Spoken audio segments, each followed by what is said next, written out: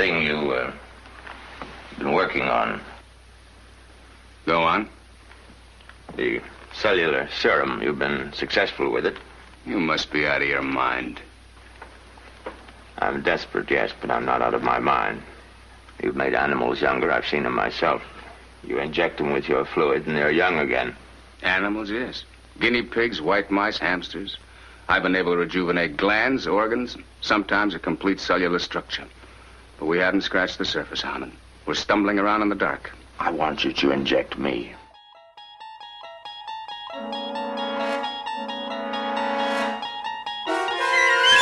Hello, and welcome to The Twilight Pone, the internet's third most popular Twilight Zone podcast. My name is John. I'm joined by my co-host, Fred. Hello. How you doing this week, Fred? I'm good. Happy Valentine's Day, John. Happy Valentine's Day, Fred. The most romantic way we could be spending our time, am I right? Well, giving our respective significant others a break from us is probably, a nice little gift. Mm-hmm. We done anything super romantic today? Not so much today. The grandparents watched our little one, and we went out to dinner and a movie. Nice. What'd you see?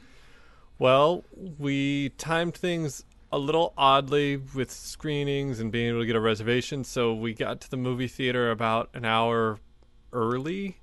So we kind of wandered, and we caught the back half of Zoolander 2, which I'd heard was not very good, and everything confirmed that, I don't need to pay to see the first half. And then we went to see Brooklyn, which was extremely charming. Oh, very, very good movie. That's an interesting movie and a half there. It's the classic pairing. Oh, yeah. The second half of Zoolander 2 and Brooklyn. Classic double bill. You warm them up with the Zoolander 2, and then you go for the kill with the Brooklyn. Cool. Yeah, how about you? I hear you've got plans for this evening. It's like kind of our Valentine's Day thing to make a pasta dinner, so today we've bought a ravioli press. You know, that thing's going to pay for itself. Oh, yeah. In about 20 years, for sure. But yeah, we're going to make some pasta. So, but not before we discuss the Twilight Zone, and before we do that, we have to discuss the final episode of our continuing saga to squeeze you for as much cash as we can. No, we're doing a pledge drive to cover the hosting cost of the podcast. If you want to donate, we'll give you a handy-dandy gift in return. John, what is said gift? Well, if you donate at any level, such as $1, there's always someone every year who's got to give that $1. We appreciate it. Every dollar is appreciated. Yeah. So thank you. We will send you over an exclusive early download of our discussion on Time Enough at Last. Time Enough at Last. We will, of course, release that episode eventually. It'll probably almost certainly be our 150th episode. But for folks who want it early, go ahead and send over a donation. If you send over at least $10, you can send over more, but at least $10, and you'll get our extra special extended deluxe director's cut bonus edition with about 10 extra minutes of content. So, make your decisions wisely. Yes. And this is the final week. I mean, obviously you can donate at any time, but if you want to take advantage of our offer, do it within the next week. Yeah, that director's cut, it could very well just go away after this. We don't intend to release it, and we're not the best bookkeepers around here. So we don't intend to release it, and we don't intend to keep track of it either. No one has sent us the one from last year yet, so I can only assume neither one of us has it anymore. I just want to throw out a special message to a listener named Daniel S. He donated at a very... Or D. Stevenson, one of those two. No, I don't remember. It's Daniel S. or Dan S. He donated a very generous amount, but his email bounced back. So I want to send him the platinum edition of the episode. Yes. But Dan, please get in touch with us, twilightpone@gmail.com. Yeah. And if you need to send another donation, just in case we don't know if there's a problem on that end, too. Just sure. No. It's twilightpone.tumblr.com for all donations. Anyway, let's get to the episode. What is it this week, John? This week we will be discussing A Short Drink from a Certain Fountain. This is a 5th season episode. It is the 131st of the production run. It aired originally on December 13th, 1963. Picture of an aging man who leads his life, as Thoreau said, in quiet desperation. Because Harmon Gordon is enslaved by a love affair with a wife 40 years his junior. Because of this, he runs when he should walk. He surrenders when simple pride dictates a stand. He pines away for the lost morning of his life when he should be enjoying the evening. In short, Mr. Harmon Gordon seeks a fountain of youth. And who's to say he won't find it? This happens to be the Twilight Zone. I would love it if Serling winked in time with that little ding. What would have come out? Like, would it be a little twinkly star, or maybe just that little weird faceless doll? I don't know. It's kind of funny. We're doing sort of 2 romance-themed episodes around our... although I guess, would you really qualify this as a romance-themed episode? Sure. In a very broad... Via Dr. Freud, you bet. Anyway, we like to write our own Serling-style intros to these episodes. Mine is fairly crummy, so I'm going to take the top spot, if you don't mind. Okay, you bet.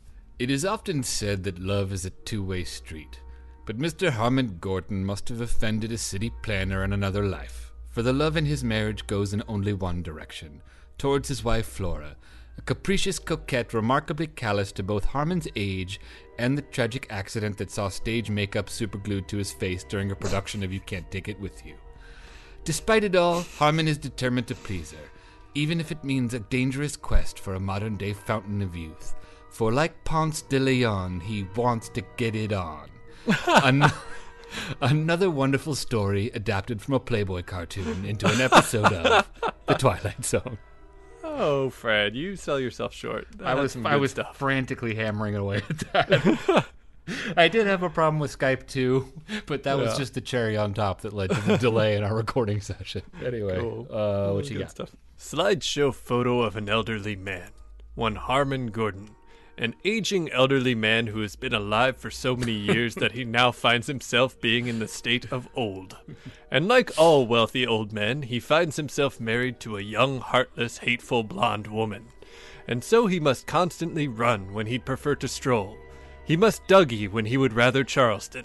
He finds himself at the bar until the wee hours when he should be listening to NPR discussing tree flowers. But tonight, he will try a chemical cocktail that Ponce de Leon only dreamed of mainlining into his veins, courtesy of the sleazy research scientist brother, whose license was revoked in California, but is currently only under investigation in The Twilight Zone. That was a great one. I like what was it, NPR tree flower? I assume tree flowers are a thing. I thought it like in my mind I was thinking you were gonna go like old man pee hour instead of wee hour. Oh man, Fred, that would have been so much easier. Why did I waste minutes trying to come up with a better We got to consult on these things beforehand. Another pee hour gem. Anyway, we're about to spoil this episode, so if that's an issue for you, check it out before we get going. You can stream it on Netflix, Hulu if you want to dive deep into their paywall, Amazon, or of course you can buy the Blu-rays and DVDs, but you have been warned. So the episode opens promisingly. It's got a pretty blonde gal in a white dress sort of flailing around drunkenly to Bill Haley in the comics. It's kind of a good start, I think. Okay. And her husband, Harmon, gets home from his job, which disappointingly is not being a community theater actor, because he's got some serious old man stage makeup on. In the pantheon of terrible old man makeup. Fair. It's not good, but it didn't give me the giggles like some of the ones I've seen. It is funny, though, because it's just such a dog whistle. Like, got it, he's either going back in time or becoming younger. Totally. I wonder if people at the time were like, had that in their heads, or is that just, does it not read when your screen is like 4 inches wide or whatever? Yeah, it's the old Odyssey of Flight 33 dinosaurs thing. It's hard to know. Yeah. I mean, I guess if you're like a 10-year-old watching it, maybe you look the other way. Yes. And if you're a 10-year-old, this plot about an old man who can't please his young wife is sure to delight. It connects, yeah. So the pretty blonde lady, his wife Flora, wants Harmon to jitterbug, but he's not quite up for it. Those moves were familiar. I've got some similar moves. You know, he does try in the beginning. And it's funny, like, I don't know why, because this is not saying anything about you and your wife, but I just had, because your wife is like very like affectionate and like, I had the same note if you were saying you had flashbacks of my wedding. It's like, no. Well, just something about like you arriving home and kind of half-heartedly shuffling. Yeah, basically any wedding. Yeah, this is the battle that happens. Well, I like to dance, so you know. Yes. We'll see what happens later on this year when yes. You know, but anyway, it was kind of a funny little, he tries to dance, can't quite get it up. Oh, Fred. Yeah, sorry. It's early, I know. Hot or not on the fake old guy. Okay. John Updike? We don't always swim in the same circles, do we? Come on. I know who John Updike is. I just don't have his face, burned into my memory. Like John Krasinski. You've had like he was six... on a very popular television show. Well, John Updike is a very popular mid-century short story author, John. I could tell you. Okay. All right, I'm looking at the photos, and yes, okay. I agree with this one. I think this is a good, solid hot or not. The Rabbit trilogy, John. Right. Exactly. Tell me you haven't read his New York articles on baseball. Right. Yeah, so very quickly, like, the dynamic between them gets set up. It's kind of like a bitchy May, boring December type of romance. The girl is very callous about her boring old husband, and he's kind of boring and sort of beaten down about it. This scene builds and builds until she's kind of dancing around or something, being all young all over the place, and she knocks over some kind of trinket and breaks it. This came from my mother. It's a very old piece, Flora. Worth what? 89 cents? I'll tell you what, Big Daddy. On our anniversary, I'll go out and I'll buy you 6 of them. And then I'll take them all down to the dime store and have them gift wrapped. And then I'll even find you some of your favorite music and play it on your old Victrola. Something like Come to the Wildwood Church. Other such red-hot toe-tapping numbers. Well, it's worth very little. Except for sentimental value. That's a word you may not understand, sentiment. It means the capacity to love. Did you feel like he was like kind of setting her up there in the beginning? She didn't take the bait. He was like, "It's a very old piece." Like, yeah, I'm shocked she wasn't like, she's like, "Yeah, I don't need your softballs." Yeah, exactly. I'm gonna get at you via Church of the Wildwood. Apparently, it's a song written in 1857 following a coach ride that stopped in Bradford, Iowa. So. This is like, he must have done the like Born Yesterday thing and hired people to better her, but they just sharpened up her insults. Yeah. I don't know. It's just, it digs real deep to get the point across that he's old. But we're also learning that she's extraordinarily erudite. That's true. So that's good. Actually, yeah. It's she's not just like young and sort of, flighty. She's also like a Jeopardy winner or something. Right. Everyone knows Ken Jennings is a total BS. Yeah, totally. Trivia question. Is this the set from Queen of the Nile again? It is a set from another episode. I know that. I don't think it's Queen of the Nile, though. It says set used in Salvador Ross on IMDb or Wiki, but I didn't know. I thought it also looked like Queen of the Nile, so I was just wanted to know if there was any. It's definitely like a set they use for people, men and women, to get into. If you're upper middle class, this is your set. If you're upper middle class and you hate each other, this is your set. Actually, a note on the set. Did you feel like the way that they decorated it was meant to indicate like the husband's subservience to the wife's like kind of like fancy frou-frou taste? Or was I reading too much into that? I don't know. I mean, I noticed there was a weird pig sculpture in there. Women love pig sculptures. Yeah. There was just like a lot of like frou-frou stuff on the walls, and I just assumed that was meant to be like, she's the one who wears the decorating pants. I don't know. Maybe that was too deep a read, but not to be too sexist, I think a lot of gentlemen kind of cede the reins to decorations. After a certain point, it's a fight you're not going to win. Yeah. I just can't get those, MST3K posters up on the wall no matter how hard I try. But I assume you do have, like, your terrible towel room set up somewhere. Well, it's wallpaper, Fred. It's much more tasteful than that. Right. So at some point we get back from commercial. The insults are continuing to fly fast and furious. The guy playing Harmon goes upstairs to make a little phone call, and I don't know, not to fixate on this, but him making the phone call is very much an actor conveys oldness. It's just very much like, oh, these fingers, like on the rotary phone. You gave most tweens nowadays a rotary phone, they'd be baffled, and they'd probably be so hard on their little digits, I just feel like in certain moments when the camera's on him, he's like, I'm old, do you remember? Like, right. And then other moments he's just kind of talking. But anyway, sure. He's calling someone named Dr. Gordon, who is his brother. Dr. Gordon comes right on over, because apparently the matter is urgent. And just like when you put a guy who's a real old man next to a fake old man, like, It's just a bad decision. I guess I maybe shouldn't harp on the old man makeup because you're right, it wasn't terrible. But it's just weird when it's like two people who are supposed to be kind of about the same age are talking and one of them clearly isn't. It's just a little goofy, you know? You could tell where this was going. I mean, honestly, the title probably tells you. True, yeah. The title kind of hints it, and then you see the makeup, and you're like, got it. But let's just get there. Right. Anyway, Harmon and his brother share a glass of whiskey and get down to brass tacks about what a lousy broad Flora is. First of all, don't try to sell me Flora. Do you know what I think of her? I've told her myself to her face, so I have no compunctions about saying it aloud. I think she's a brassy, conniving, covetous little broad. Let me finish. I could forgive her hungers, Harmon. I could forgive her the fact that she's made out of asbestos and hasn't got a heart in her body. But I can't forgive her for what she's done to you. Do you know that she's turned you into a frightened, quaking fool?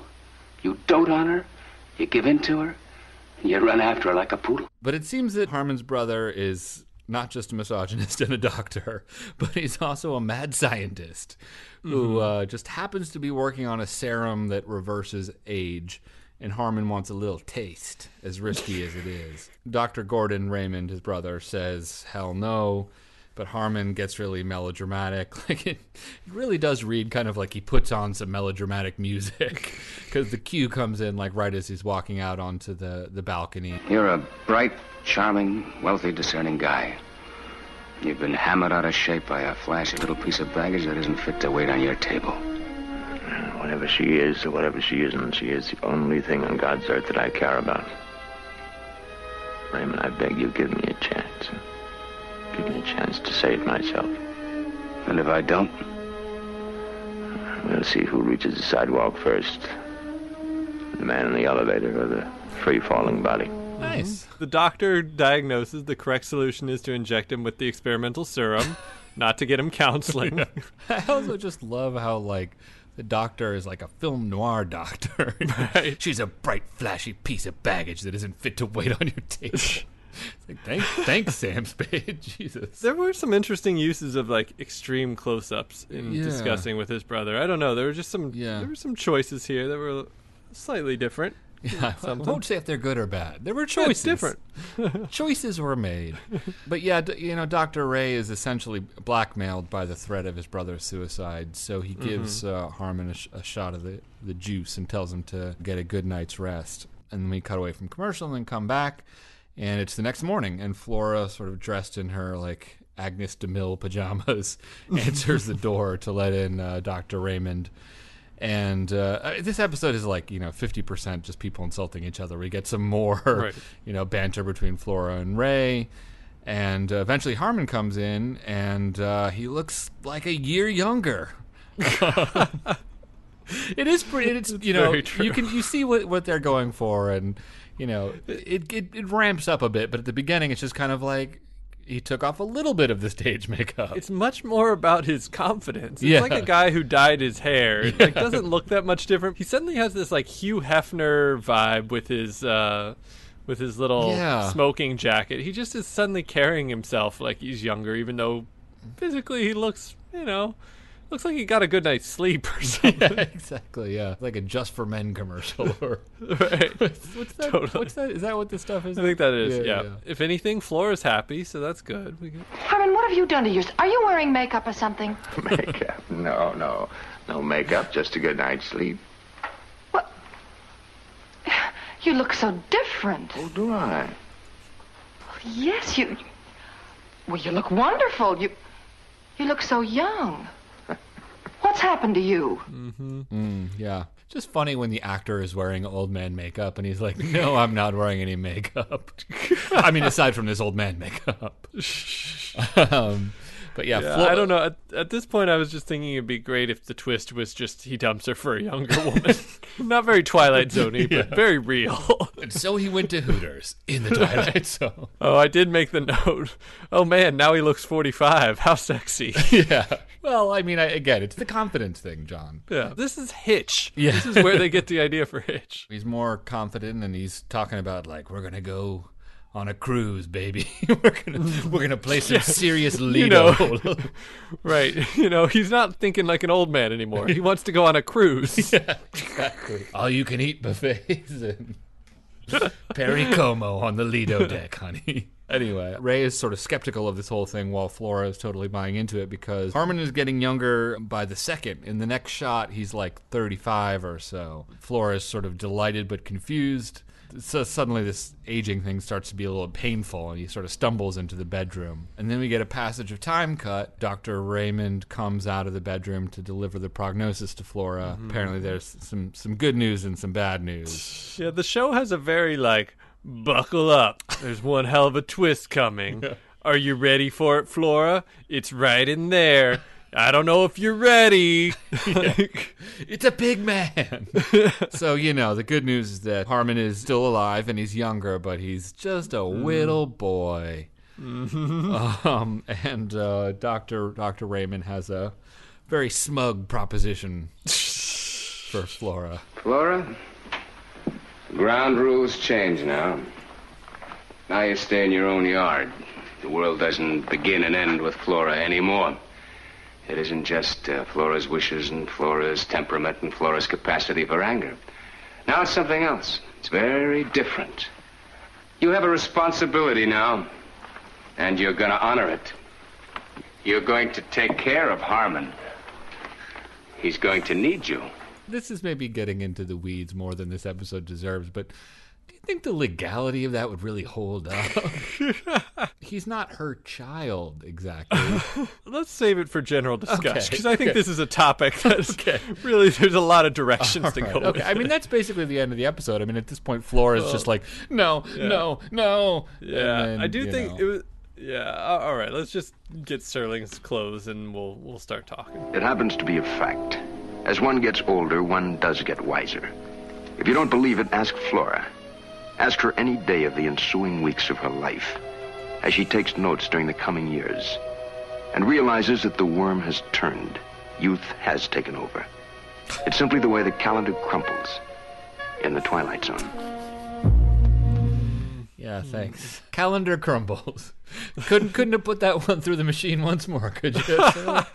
Oh, God. I don't know. Just the sexual politics of this one are just this is the stuff that gender studies PhDs are made of. Isn't this the exact same end as the Merlin Shop of Mystical Wonders bit? Yeah, pretty much. I was having except it's the husband that's horrible in that one. In that one, it's a happy ending. You know what I mean? Right. The mom had always wanted a baby, but she was barren, and so she ends up with he was impotent actually, in that I think. Really? Yeah. Although I'd have to watch it again to be totally sure, which is kind of here nor there because we're still talking. Sorry, no, it's fine. Yes. It's fine. What was your specific thoughts regarding this? You had the issue of legality. How exactly do you handle guardianship in this case? I think a court would look at this as same circumstances if your partner were, let's say, put in a vegetative state or something. I think you'd have legal guardianship over them. Even though you're not the parent per se. Yeah, so what would happen in that instance? I mean, would you be free to divorce that person if they were put into a vegetative state? I'm fairly certain, yes, you can. I mean, I'm getting out of my depth very quickly, but yes, I think that is acceptable. Or, legally acceptable. And the courtroom drama that is the sequel of this episode. Right. Is her trying to file for divorce from her baby husband. Well, here's the thing that was really stuck to me is... Okay, brother his entire dialogue in this episode is more or less slamming Flora. Yeah. And then he's like, oh boy, Flora, I'm going to leave you to raise my brother. And that'll really show you. I get that he wants to, stick it to her somehow, but, at the cost of leaving his child, helpless brother with, a very poor... parental figure. Yeah, I think he's just really smug about making that point, and when he walks out of the room, he's going to be like, "Wait a minute." The irony of it really is out of a Playboy cartoon. It's not really it's just horrible. The implied message of a woman is flighty and insubstantial until she has a child. That'll learn her. It's so effed up.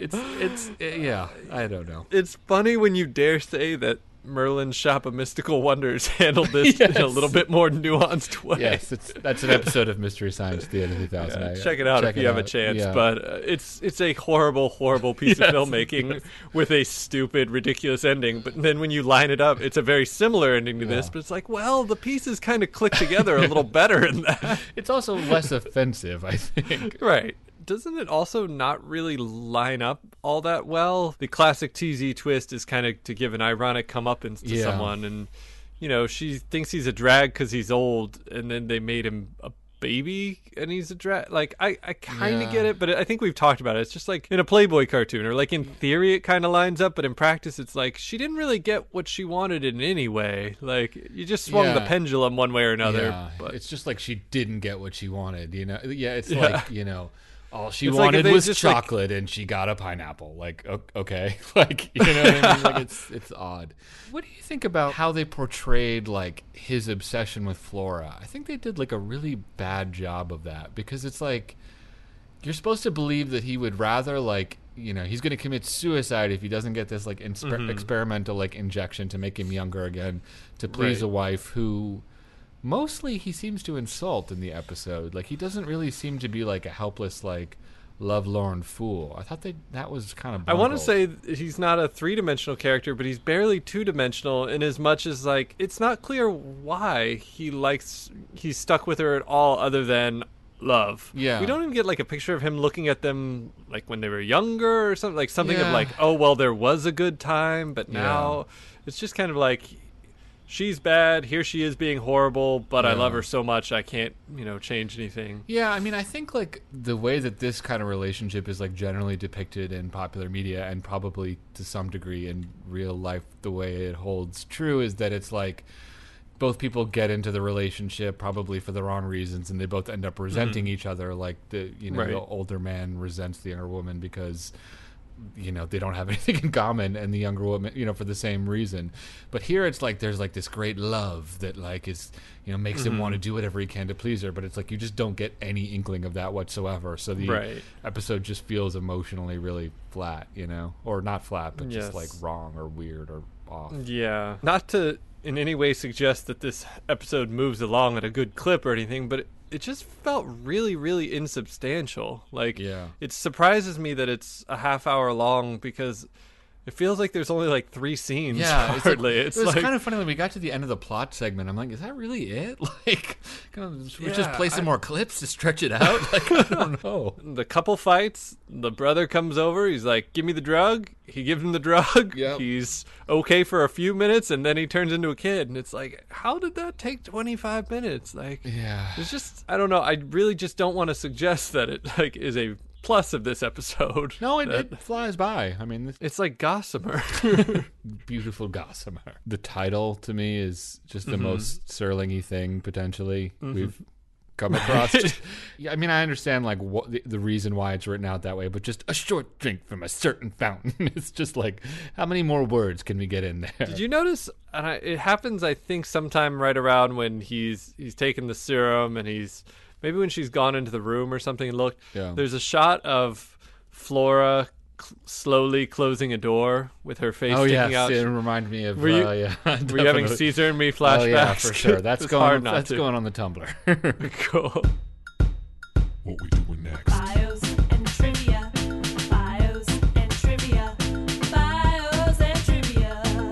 Yeah. Scott, Siegfried, Mark Grams Jr., Siegfried and Grams, and IMDB. So this was part of the lost episodes that were not included in the syndication package originally. There are 4 episodes total: Miniature, Sounds and Silences, The Encounter, and this one. According to the internet, a very trustworthy source, and we've discussed these before, Miniature and Sound and Silences were dealing with plagiarism lawsuits when the package was put together, so they were excluded. The Encounter had been the subject of some complaints because of its racial issues, and this episode also had some plagiarism issues floating around at the time. At least that's what they say. I can't help but think maybe. Yeah. Again, maybe just cooler heads prevailed and they left it out. Yeah, but. I don't know. My trivia book, Martin Grams Jr.'s Unlocking the Door to a Television Classic, goes into a lot of detail about the plagiarism issues surrounding this episode. Largely, it's kind of bunk. Like, it was just like illegitimate claims. There were a number of like stories submitted to the Twilight Zone production offices that sort of had bore a vague resemblance to this, but it is actually based off a short story that Serling commissioned, and it's just hard to think like this is such a generic story in so many ways, or I don't know. Sorry, I didn't really read the Graham thing closely. I apologize. Zickery describes the thing as the issues surrounding its being left out as cloudy. Yeah, so he didn't know. There, like, Graham's opens up his trivia section by saying a bit of mystery surrounds this episode. I think there's a lot of like back and forth about like, well, why wasn't he there? It's not in the episode. Yes, exactly. One thing he does include is more fun, like censoring notes. Like, apparently, Flora's graphic comment of "blow it out, you black bag" was deemed unacceptable. So this was just shortened to "blow In it." some context, that still would be pretty rough, I guess. Also, apparently, originally, the doctor, Dr. Raymond, was supposed to be like a family doctor. And I think they changed it to have him be some kind of like fake mad scientist to avoid the ire of the American Medical Association. I don't know how many like GPs and family doctors are also doing some experimentation with. Like, you never know. aging. Behind closed doors. I mean, nobody at my job knows about my podcast. So That's why you need to look at those WebMD reviews real close. Exactly. During the opening monologue, it stated that Harmon Gordon's wife Flora is 40 years his junior. However, the actor Patrick O'Neill was only 8 years older than the actress Ruta Lee in real life. Yeah. So, yeah. fascinating. It's funny because he also commented that like they got the makeup really accurately, because if you look at pictures of him as an old man, it's like not fake, but it's similar. Just it's looks real because he actually is old. Anyway, It's just popping into my head. Does he kind of look like the security guard from Hobgoblins? he does a bit. Who has the like terrible fake old man now? Yeah, God, Oh, I feel man. sorry for anyone who doesn't have any extensive knowledge of MST3K, because we're really up a certain creek with a short trip up a certain creek. All right, so Patrick O'Neill played Harmon Gordon. Most famously and importantly for me, he played the captain in Under Siege. Steven Seagal's arguably his best film. Yes. Which, of course, we will argue about when we get to our continuation of this podcast, discussing only Steven Seagal movies. Ruta Lee played Flora Gordon. She was in the Mystery Science Theater adjacent spin-off cinematic Titanic movie, Doomsday Machine, so that's something. There's a funny interview with her in one of my Twilight Zone trivia books, Dimensions Beyond the Twilight Zone. She just talks about how, like, she was quite the dish back in the day. She's kind of, like, got, like, a funny, like, old-timey dame type of vibe to her, so I recommend you check that one out. I'll put it up on the Tumblr. Walter Brooke played the brother, Dr. Raymond Gordon. He was also in The Jungle, and the child was uncredited, and we do not know who it is. I do know Buzz Kulick did not direct this episode, so hard to say. He looked a little young to be JoJo, but JoJo could play young. Yeah, he was versatile. Written by Rod Serling from an idea by Lou Holtz. By a dirty limerick by Lou Holtz. That brings us to the Inevitable.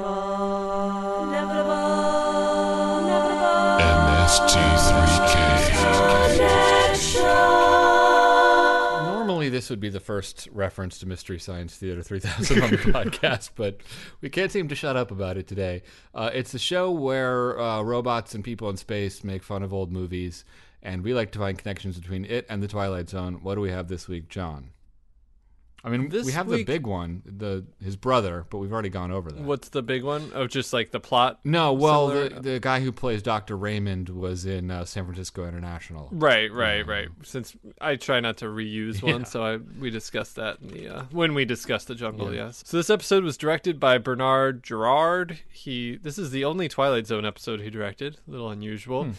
He also wrote a movie that was used in the 4th season by the name of The Rebel Set. Oh, interesting. So that brings us to the rating. IMDb gives this episode a 7.3. Yeah, kind of middle-ish. Slightly low, middle. I mean, it really is very ephemeral. It just kind of passes like a vaguely unpleasant mist through your life. It's like when you're in the lake, and everything is like very warm, you're pleasant, and you just get one of those eddies of cold water, and you're a little, but then it's gone. If it wasn't horribly sexist, I think I would just kind of be mildly charmed by the kind of like ridiculousness of it and just let it go off the hook with like a 4 or something. But it just feels a little bit like, whoa. Like, so I'm coming in around a 3. What about you? Yeah, I feel pretty similar. I mean, there's some world where I could give this a 5 just because like I already barely remember. Like we stopped talking about it 5 minutes ago, and I'm already like, huh? Was there like a explorer down in Florida? What happened? I don't know. Yeah. But it is, the sexual politics are pretty absurd, and it's like paper thin. Yeah. I don't know. It's bad, but it's not like egregiously bad. Like there's episodes that are bad and they give you a headache or they make you more annoyed. Like this one, it's like it's bad, but it goes down smooth. Yeah. I don't know why. It's like a Coors Light. Yeah. So I don't know, maybe like a 3+. All right, fair enough. Fine. Was it a request, or did we just go? No one wanted to hear that one. So congrats, listeners. There you go. Yeah. Next week we're gonna do one of our very last, more iconic episodes when we reach 140. Stay tuned to our social medias to find out what it is. But you can also get in touch with us. You can donate to us. You can write us emails. How can people do all that stuff, John? You can send us an email at twilightpwn, pwn@gmail.com. You can check in with us on Twitter at twilightpwn. You can check out our website, twilightpwn.tumblr.com. You can like us on Facebook. You can listen to us on any kind of podcatcher app. And you could subscribe to us in iTunes. If you're over there, if you'd leave us a rating or review, we really appreciate those. To that end, let me give a thank you to Always on Hold to Smallville, who wrote a nice review and kind of used it as a forum to plug his new podcast. So if you like Smallville, go for it. I don't know. I'm not familiar with the show. I mean, I know of the show, but I haven't seen it. Have you seen Smallville? No, I'm still catching up on like The Sopranos, but yeah. And one other thing, one of our listeners reached out to us via Tumblr, one of our many ways to get in touch. And I'll just go ahead and read this. He said, would you consider reading the following IMDb-style complaint on the podcast in your IMDb voice? It would make my day. So, sure. Okay, here we go. In many episodes, the hosts refer to UFOs. A UFO is an unidentified flying object. The spaceships in the Twilight Zone are almost never UFOs. They are simply flying saucers. Not all UFOs are flying saucers, and not all flying saucers are UFOs. Duh. That one I don't think was colon. Made your day, Dan. Yeah, exactly. Well, we've done our homework. Yeah, if any other people want me to read things in a slightly annoyed way, by all means.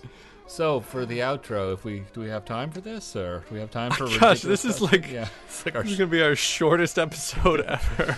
So if your wife is there like a potion? If taking the situation in this episode, it's like, how can I frame a question about this episode and not make it horrifically offensive? Yeah. No, but like, let's say you wanted to like drink a potion to change your personality or whatever to please your wife. What would that potion do, and what would its unintended consequences be? To make me better for my wife, make myself more appealing for my wife. Yeah, and then what would the horribly ironic consequence be? Well, that's a lot to unpack. I mean, I guess I would make myself be more less difficult and quick to be critical and a jerk. Okay, this is let's pull out. Yeah, I don't know. I feel like I need to bring my wife onto this. Day, John. Talk to you next week. All right.